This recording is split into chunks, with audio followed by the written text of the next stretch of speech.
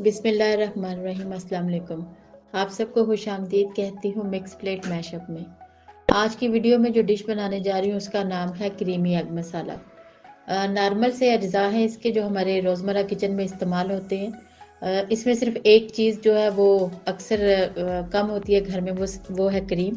बाकी सब नॉर्मल जो है वो मसाला जात हैं। और इसमें जो है मैंने 5 अंडे लिए थे, वो मैंने बॉयल कर लिए। 4 से 5 टेबलस्पून क्रीम है, 2 मीडियम साइज़ के टमाटर हैं जिसका मैंने पेस्ट बना लिया था, और 3 मीडियम साइज़ के प्याज हैं जिसको मैंने पेस्ट बना लिया। इसके अलावा घी है, थोड़ा-सा हरा धनिया और हरी मिर्चें हैं। ये बेसिक मसाले हैं। चलिए हम शुरू करते हैं। सबसे पहले हम एक कढ़ाई लेंगे और उसमें 2 टेबलस्पून घी डालकर उसको गर्म कर लेंगे।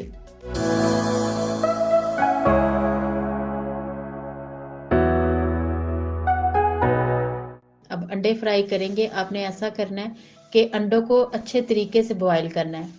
एक होते हैं हम हाफ बॉयल करते हैं और एक हार्ड होते हैं। तो आपने इसको मतलब 8 से 10 मिनट जो है ना वो बॉयल करना है ताकि ये अच्छे तरीके से बॉयल हो जाएं। अब इसका एक तरीका ये है जो मैं आपके सामने वो करने वाली हूँ कि आपने इन पीसीस को इस तरह से कढ़ाई में रखकर इनको फ्राई कर लेना है।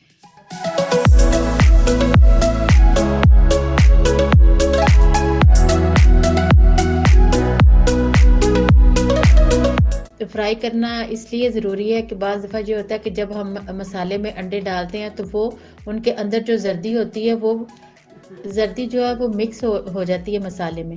तो एक तो उसकी लुक ख़राब हो जाती है और जब खाने लगते हैं तो वो इतना टेस्ट भी जो है वो अच्छा नहीं होता। इसके लिए जो है ना मैंने इसको पहले अंडों को जो स्लाइस बनाए और उनको मैं फ्राई कर रही हूँ। तो इस तरह से जब हम अंडे फ्राई कर लेंगे तो ये होगा कि जर्दी जो है ना इसके अंदर बिल्कुल फिक्स हो जाएगी। तो वो जब हम अंडों में इसको डालेंगे आगे जाके मसाला बनाने के बाद तो जर्दी बिल्कुल उसके साथ सफ़ेदी के साथ अंदर फिक्स रहेगी, और वो जब एंड पर आप इसकी लुक देखेंगे तो वो देखने में भी बहुत अच्छी लगेगी, और जब खाएंगे तब भी जो है ना जर्दी के साथ सफ़ेदी बिल्कुल इक्वल जो है वो बाइट में आएगी तो बहुत मज़ा देगी। तो ये इसलिए मैं इसको फ्राई कर रही हूँ। अगर आपको इस तरह से फ्राई करने में मुश्किल हो रही है तो आप ऐसा कीजिए कि आप अंडों को उसी तरह से बॉयल करें और उनके पीसेस बना के अलग रख लें। तो ये देखें कि इसको मैंने जब फ्राई किया तो इसकी ना एक बहुत ही प्यारी लुक आ रही है। ये देखें ये बहुत अच्छे लग रहे हैं ब्राउन होके। तो ये देखें इनकी आप लुक देखें कितने प्यारे लग रहे हैं। और देखा आपने कि इसमें जर्दी बिल्कुल जो है ना वो जमी हुई है, वो बिल्कुल बाहर नहीं निकली। अब हम ऐसा करेंगे कि जो पेस्ट मैंने बनाया प्याज़ों का वो इसमें हमने शामिल करना है, और उससे पहले 3 टेबलस्पून इसमें घी आप शामिल कर लें इसी कढ़ाई में।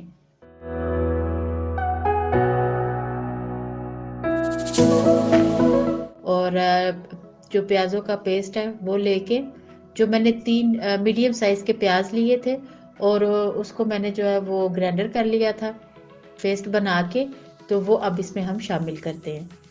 इसी कढ़ाई में आप ऐसा करें कि 2 से 3 चम्मच जो है वो घी के डालें। इसमें अब ऐसा है कि आप 2 से 3 लोग दालचीनी और छोटी इलायची ये डाल दें। इससे ये होगा कि जब आप उसे घी में भून लेंगे तो इसका ना एक तो खुशबू बहुत अच्छी होती है और जायका भी जो है ना वो बाद में बहुत अच्छा लगता है इसका। प्याज का पेस्ट बनाया था वो शामिल कर दें। अब देखिए जो साबुत गरम मसाला डाला है ना, खुशबू होती है, एक स्मेल सी होती है। तो गरम मसाला पहले फ्राई करने से ना उसकी वो स्मेल भी ख़त्म हो जाती है, तो टेस्ट में भी अच्छा फ़र्क पड़ता है। इसको आप अच्छे तरीके से भून लें। जब इसमें प्याज का वो सारा पानी जो है ना खुश्क हो जाए, तो खुश्क होने तक आप इसको अच्छे तरीके से भून लें। और जब ये घी छोड़ने लगे साइडों से तो फिर इसमें हम मसाले जो है वो शामिल करते हैं। सबसे पहले इसमें जो है मैंने 1 टीस्पून नमक डाला है। उसके बाद जो है मैंने थोड़ी सी इसमें हल्दी डाली है। हल्दी डालने के बाद मैंने 1 टीस्पून जो है ना इसमें सुरख मिर्च पाउडर शामिल किया है। फिर मैंने जो है वो इसमें सूखा धनिया थोड़ा सा शामिल किया है। हल्की सी काली मिर्च मैंने इसमें डाली है और इसको अच्छे तरीके से आप भून लें।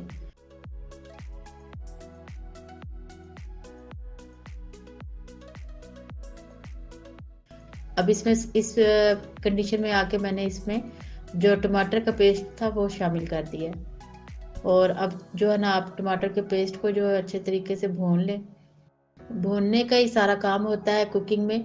अच्छे तरीके से जो है वो जब मसाला भुना जाए तो तब जो है ना उसका टेस्ट जो है वो डेवलप होता है।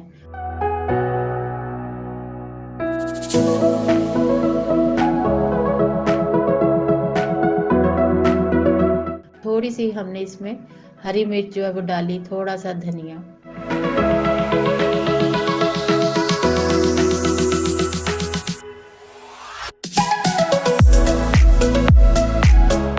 अब इसमें जो है देखिए मैं क्रीम शामिल कर रही हूँ।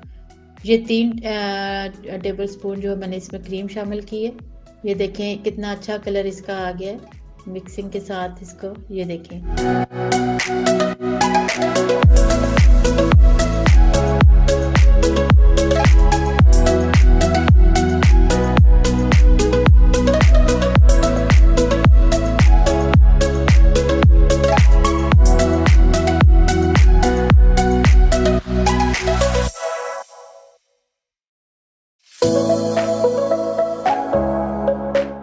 अब आप कलर देखें कि जब क्रीम डाली थी तो तब कैसा था और अब ये बिल्कुल भुन गया है।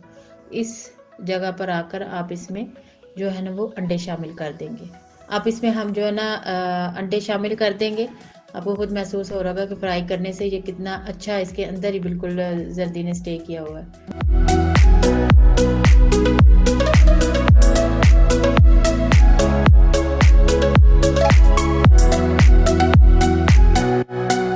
मैंने बिल्कुल हल्का सा 2 से 3 टेबल स्पून इसमें पानी डाला है और ताकि ये बिल्कुल जो है ना मसाला इसका ग्रेवी इसकी अच्छी बन जाए।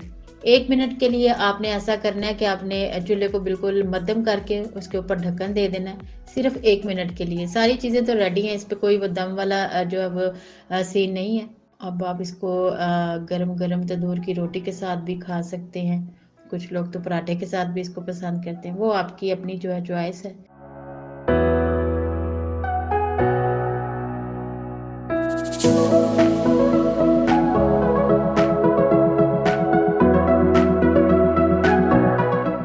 ये थोड़ा-सा मैंने इसके ऊपर दोबारा से पुदीना जो है ना वो डाल दिया कि एक खुशबू बहुत अच्छी आएगी। ये देखें इसकी फाइनल लुक कितनी अच्छी लग रही है। उम्मीद करती हूँ आज की ये रेसिपी आपको अच्छी लगी होगी और आसान सी डिश है और बिल्कुल आसान से मसाले जो हमारे रोज़मर्रा किचन में इस्तेमाल होते हैं उसी से आप एक अच्छी डिश बना सकते हैं। ख़ुद भी खा सकते हैं, मेहमानों को भी दे सकते हैं और मेरी कोशिश होगी कि इसी तरह से आसान मसाला जात के साथ हम एक बहुत अच्छी डिश बनाया करें। और इजाज़त चाहती हूँ आप सबसे बहुत सारी दुआओं के साथ। अल्लाह पाक हम सब के लिए बहुत सारी आसानियाँ करें और आसानियाँ बांटने वालों में हमें शामिल करें। अपना बहुत ख्याल रखिएगा। मिलते हैं अगली वीडियो में, तब तक के लिए अल्लाह हाफिज़।